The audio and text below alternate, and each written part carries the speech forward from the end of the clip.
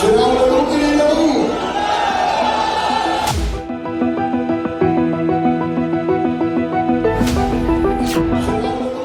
ये शिवराज का 3 दिन में दूसरा इमोशनल कार्ड है। इससे पहले उन्होंने कहा था कि मैं चला जाऊंगा तो बहुत याद आऊंगा। उनका यह भावुक बयान खूब चर्चा का विषय बना था। लेकिन सवाल ये है कि आखिर शिवराज ये किसे दिखाने के लिए सुना रहे हैं? कांग्रेस को, मध्य प्रदेश की जनता को, या फिर अपनी ही पार्टी बीजेपी को? सियासी पंडितों की अगर माने तो शिवराज के इमोशनल कार्ड का कांग्रेस या फिर ये कहे कि वहाँ की जनता से कोई लेने देना नहीं है। ये सब शिवराज अपनी ही पार्टी को दिखाने के लिए कर रहे हैं। शिवराज मध्य प्रदेश की सियासत बदलने का दावा इसलिए भी कर रहे हैं क्योंकि इस बार उन्हें खुद अपने बदले जाने का डर सता रहा है।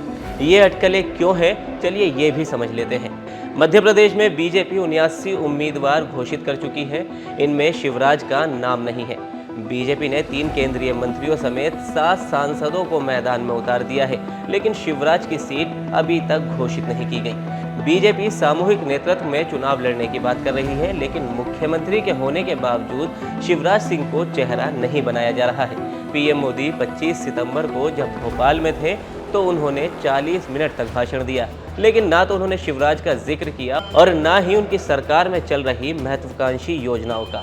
शिवराज के इमोशनल दाव के पीछे कई वजहें बताई जा रही है।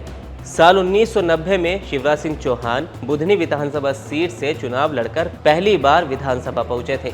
वो 5 बार लोकसभा सांसद भी रह चुके हैं। बतौर मुख्यमंत्री सबसे लंबा अनुभव भी शिवराज सिंह चौहान के पास ही है। अब ऐसे में सवाल ये खड़े होते हैं कि क्या ये मध्य प्रदेश की सियासत में शिवराज सिंह की विदाई के संकेत है? और इन अटकलों को पुख्ता किया खुद गृह मंत्री अमित शाह ने 21 अगस्त 2023 को भोपाल में दिए बयान में। अभी शिवराज जी मुख्यमंत्री ही है और हम चुनाव में हैं।